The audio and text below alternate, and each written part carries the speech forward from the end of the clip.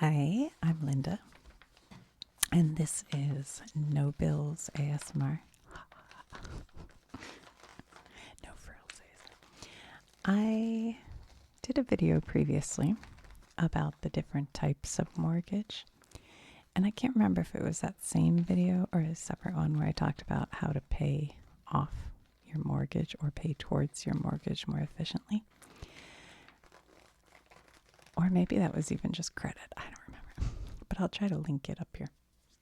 But today I wanted to talk more specifically about the first steps to just starting to think about buying a home, because my oldest son is paying what I would consider kind of high rent, and the landlord keeps increasing the rent and takes pictures of his property if he hasn't mowed the lawn like that week, and says that they will charge him, and he's mowing it a lot. It's just been a ton of rain, and so he's feeling frustrated and annoyed with the landlord situation. And I was saying, maybe you should look at buying. Now, if I thought that he was going to move away anytime soon, I probably wouldn't recommend that he buys. But I know him and his girlfriend, and they plan to stay in the area, as far as I know, for many years, at least 5 years. And if you're planning to stay in an area for 5 years or so, or more, it might be worth it to consider buying a home. But it's not for everybody. Some things that you need to think about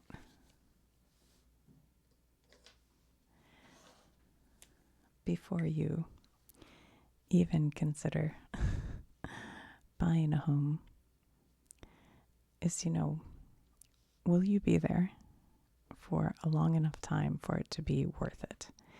Because there are costs to buying a home. When you buy, you usually have to put down a down payment. Now, I have seen online people saying a down payment is 20%. I don't think it has to be. You can go to different lenders and ask about that. Even 10% seems high to me, but I could be wrong. I was looking it up, listening to some podcast, and I heard people say 3%.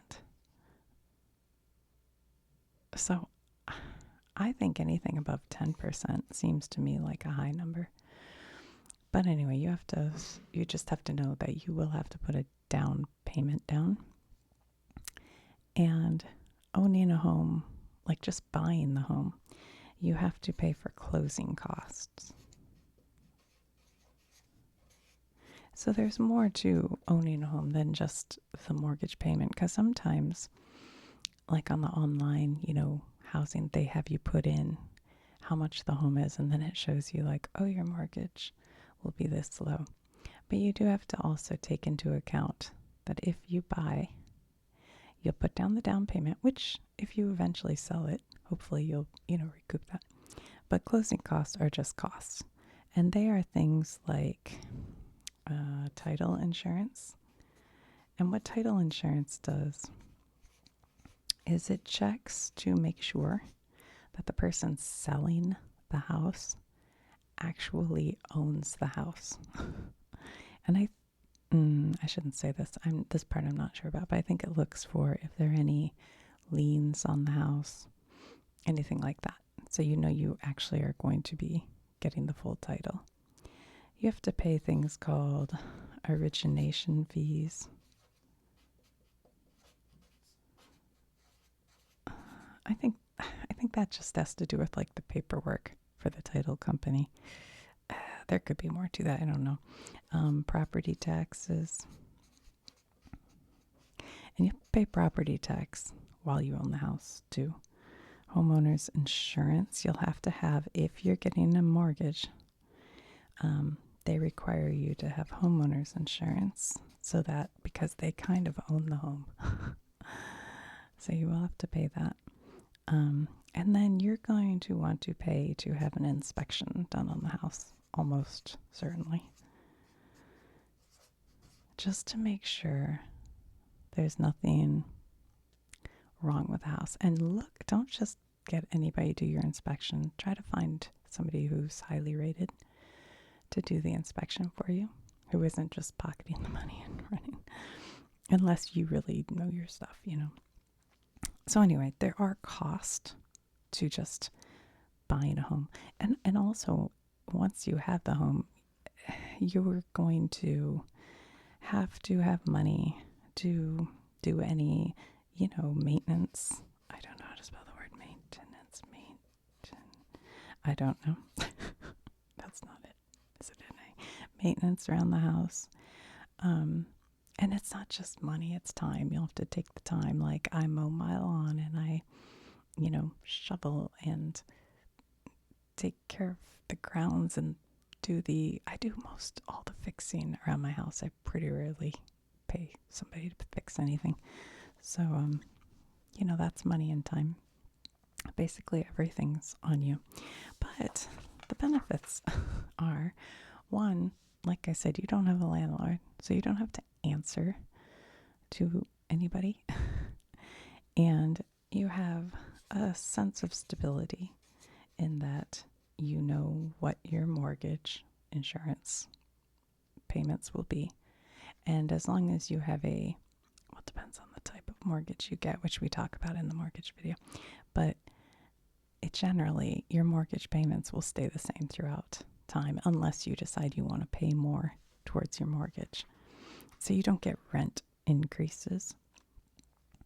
And hopefully, if you make a smart buying decision, and if the markets go your way, which, well, hopefully they will, you are owning the home that hopefully you will be able to sell for more than you paid for it, and you can use it to build wealth.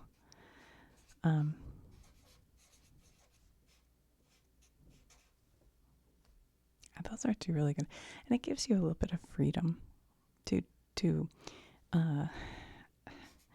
when you rent, you can't just go in generally and paint the walls or add an addition or maybe put a garden in the yard if you have a yard. So it gives you some freedom to, there's also a sense of pride in homeownership. So there are things to look at. Okay, but that's separate. I went off on a tangent right there. All right, so what do you need to do? Well, you are going to go to a lender, and my recommendation would be to go to multiple lenders. There are banks, credit unions, there are online lenders. So you could shop around because different lenders are going to offer you different interest rates, and maybe different down payment amounts. So you might want to research it quite a bit. I feel like back when I bought a house, I didn't know any better, and I first went to a real estate agent, and she just said, go to this lender, and we went there, and that was it. But you can shop around. That is your right to shop around. So in this envelope, we will put the things we need. So when you go to the lender, they are going to want to know your income and what they will probably want if you are working a regular job, which I never was. But they will want some pay stubs, at least a few, and the pay stubs usually show previous pay, so pay stubs. They may ask you for a W-2, which shows your wages. So one or both of these things.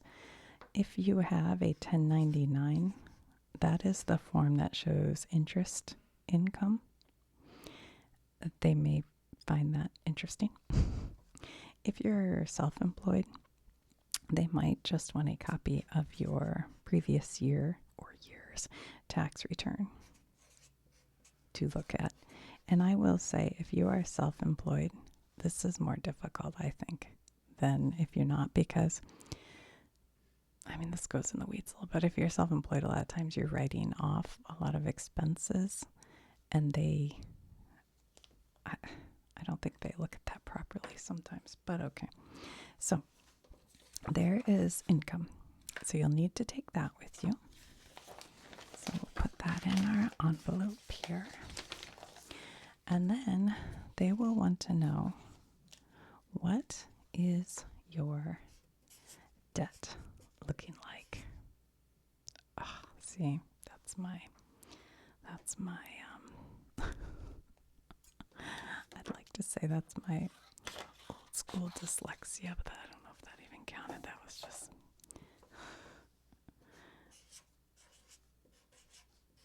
All right, so they want to know your debt.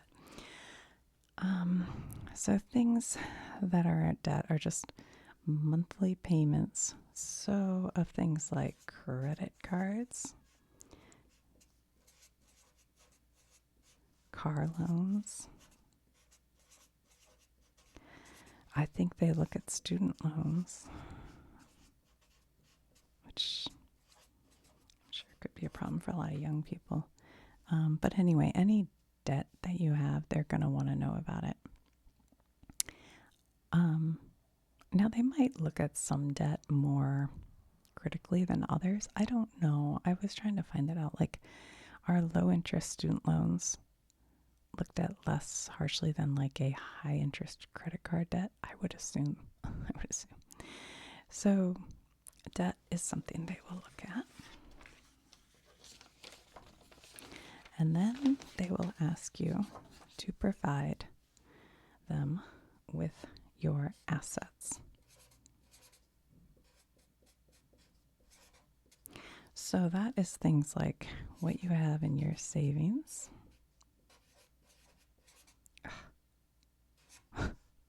and checking.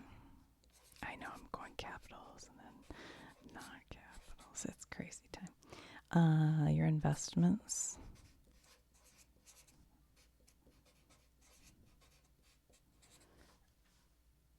Which can include, any brokerage accounts. I think they will look at 401ks, but I'm not sure if that's weighted differently since it's locked up. I'm not really sure. I think they look at it. Roth IRAs, things like that. So any investments that you have, savings and checking, they'll want to see. Now, do you have to show them everything? Not if you're super wealthy. You might not want them to know all that, but enough so they know you have the money to pay for the down payment and everything. But they look at that. So, and I was looking up crypto because I know a lot of people have their money in crypto. I think that they count that at somewhere around like 90% of its current value, and that is only if it's in a verified account. But I'm sure that varies from bank to bank. So I am not exactly sure with crypto. And I don't know if that changes. I don't know. If anyone knows in the comments, feel free to share. Okay. So the next thing that they are going to ask you for, and you can come equipped with all of this, that's why we're putting it in our envelope, is your Social Security number. This one. So they are going to use your Social Security number to check your credit score.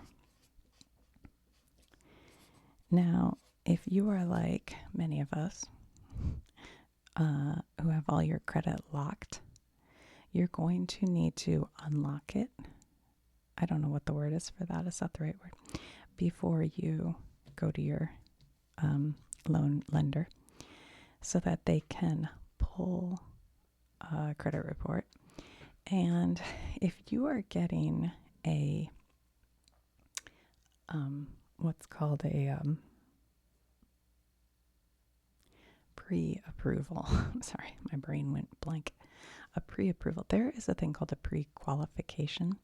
That is like a more loosey-goosey. That's like you tell them, hey, I make this much and I have this much debt, and they don't pull any hard credit. That's just like, this is how much we think you'll qualify for. But what we're doing with our envelope here is called a pre-approval. So they take a hard pull on your credit to find out your credit score. And I think it better be above, what did I read? I think they said like 600. Is that a good credit score? I don't remember. It's been so long. But anyway, your credit score has to be pretty good.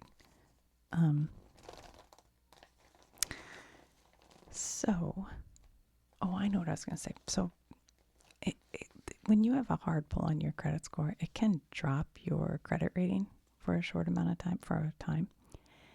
But if you go to like multiple lenders to do this, and you do it all within a short amount of time, like maybe even put all these together and try to go within 1 week to different lenders, they'll all pull your credit score within the same like week, 2 week. I have read even 30 days. Then it only counts as one pull instead of multiple pulls. So if you're going to go to multiple lenders, try to do them all around the same time so your credit doesn't take a hit. And that is what they'll want. And then they will come back with a pre-approval amount for you.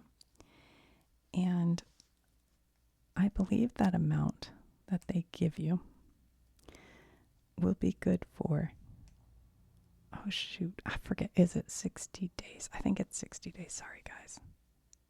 That could be wrong. I can't remember. And so it's got to be longer than that, doesn't it? And that amount can change if they end up going back and looking at it and you weren't quite clear on everything. Maybe they find another loan, or you took out a loan in the in-between. Then they could change the amount. But hopefully they give you a pre-approval amount. And that is better than a pre-qualified, because if you go to your real estate agent and they will give you paperwork that says you have been pre-approved, and you have that in hand when you go to buy the house, the seller knows you've been pre-approved, and they know that's better than, just a pre-qualification. All right, so now you find yourself a good real estate agent. And it's kind of important to have a good real estate agent working for you, because one thing that they can do if they're pretty knowledgeable, first of all, they should get to know you and you should like them. But they'll know like what your goals are and what kind of, do you want a yard that's a little bigger? Do you want, a fixer-upper? Like, what's your price range? Everything. They'll understand that. But sometimes, especially if you're buying a fixer-upper, if you're kind of new at this, when you go into a house and it's a fixer-upper, some of them are like, yeah, I can fix this. I have been in houses where the roof has leaked. They didn't replace the roof. And once you have that kind of water damage, sometimes that can be a major investment. Or if the basement is wet or has cracks that haven't been fixed, some of those things are major investments. So this is kind of off on a tangent, but if you are looking at a fixer-upper, which is okay because it can get you a nicer house in a price range that you can afford. And I think a lot of times for first-time home buyers, a fixer-upper is a good thing. But you have to have the money to fix it up and the time. So you might want to go below your budget to get this so that you have more money to put into it. But you really want to look at, ask, and have a real estate agent who's good at spotting it if you're not. but ask, when was the roof replaced last? It's okay as long as you know you have to replace that roof, but it's expensive. A roof replacement is very expensive. And if it's so old that you have leaking into the house, that can be kind of bad. You want to know about the heating, ventilation, air conditioning. Whoops. I'm like talking while I write. The HVAC, which is heating, ventilation, air conditioning. If you're going to need a new air conditioner or heat, these things can cost a lot of money. That can be very expensive. Foundation, if you go down in the basement and there's like foundation issues, that could be very expensive. So the last thing you want to do is move into your cute new house and end up having, it's a money pit. So having said that, what you want to do is get a very good inspector and a good real estate agent.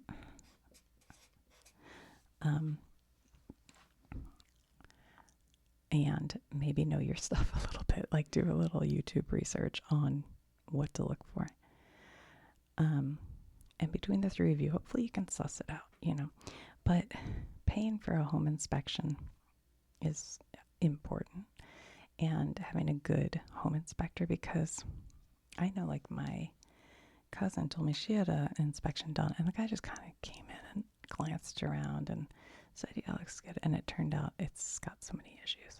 So research that. And what you do is, after you've put in an offer on a house, you have a clause that basically says, I need to have a home inspection before I will buy it. And I am not responsible for any costs until the inspection says it's, up to snuff. So then you have to pretty quickly get a home inspector in there, and they let you walk through the house and he'll look at the water pressure, and he'll, he's supposed to check like everything to a point. I think they can't like pull up carpeting and stuff. I don't know. There's some certain rules of what they can and can't do. That's a different video. But you want to get a home inspection. If it doesn't pass the home inspection, you don't have to pay anything, as long as you have that clause in there. But sometimes they find things wrong, and you can use it as a tool to negotiate the price and say, look, the inspection says it's going to need, even with a foundation issue, you can have these things put in that, I forget what they're called. They're like these bolts that go through the foundation. You tighten it up and it kind of levels it out. I forget what it's called. It's expensive, but something like that, if you find it on the inspection, sometimes you can negotiate the price of the house to have that done. Yeah. So anyway, where am I going with all that? I don't know. That was off course, wasn't it? All right. So that's what you're going to need to be pre-approved.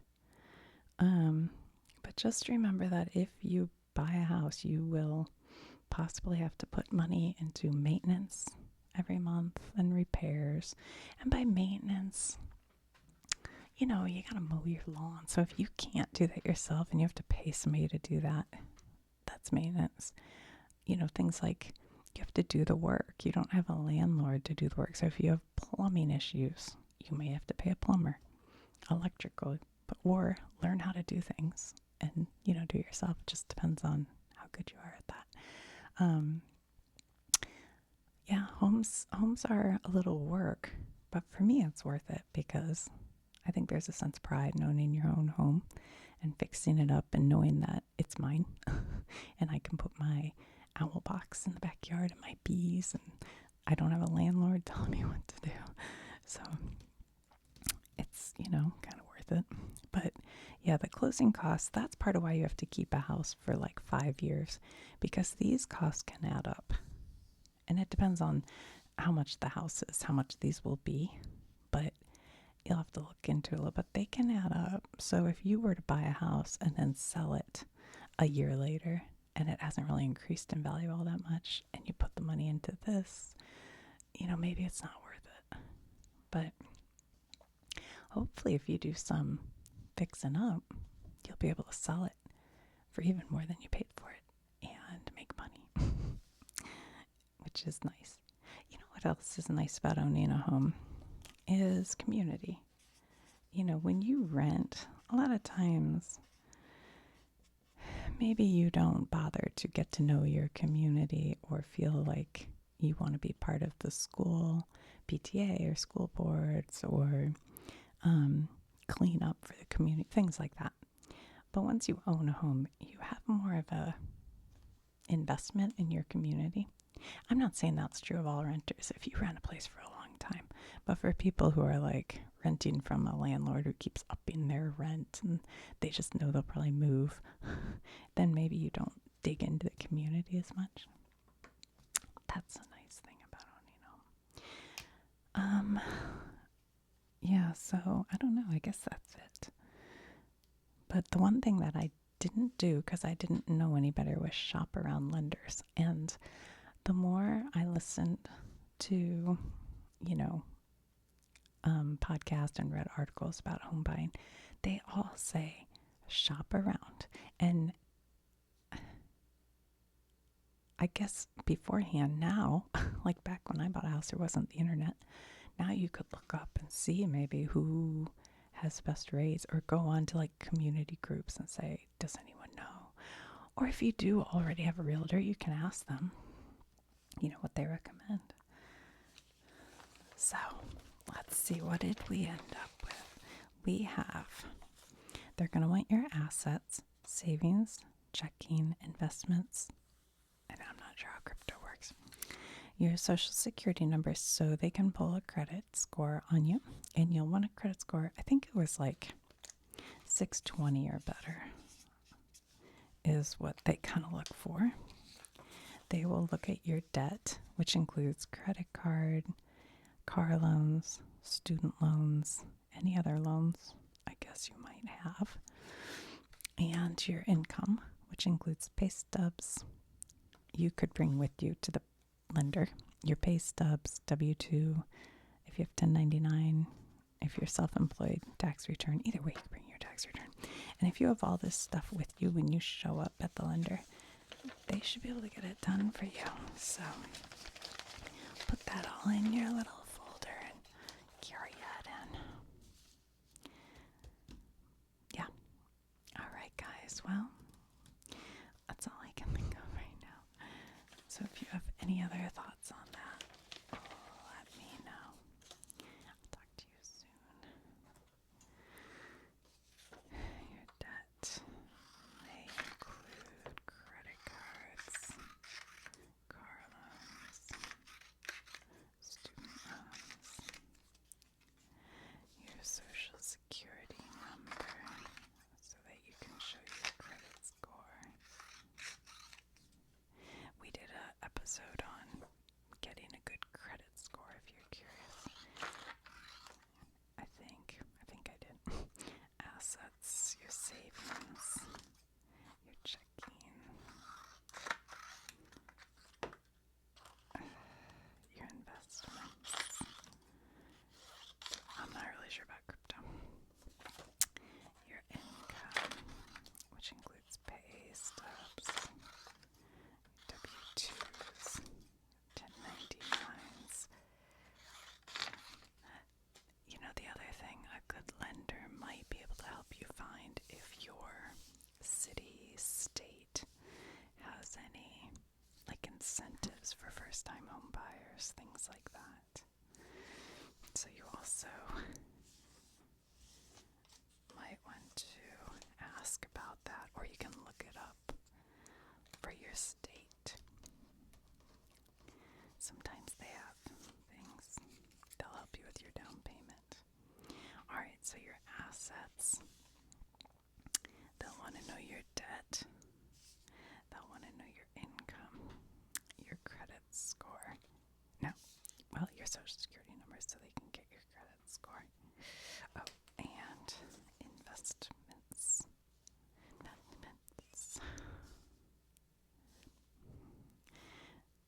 So you may want to start really saving money and paying down debt. I know that's hard. Easier said than done. Checking.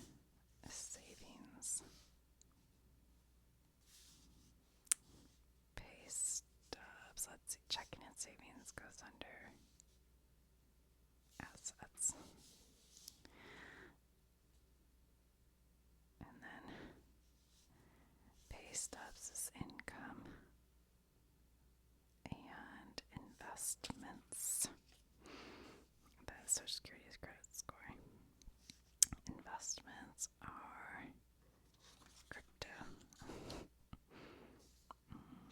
Debt is the car loan, and student loan, and credit card.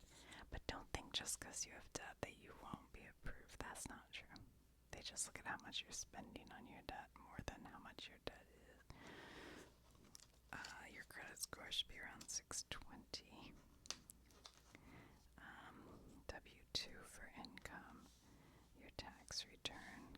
1099 for interest income. Where are the rest of our investments? I feel like I'm missing something. Assets. Oh, I guess investments were just under assets. Okay. That's what I did wrong. So, assets, debt, income, and your social security number. I think that's all you'll need. I think so.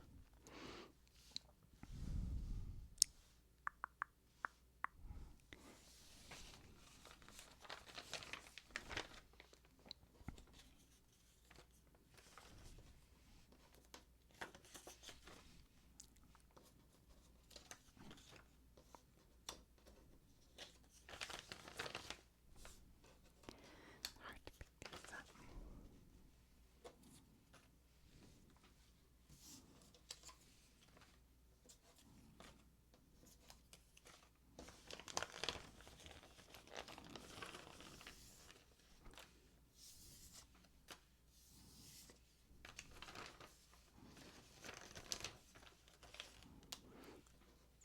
Savings, checking, assets.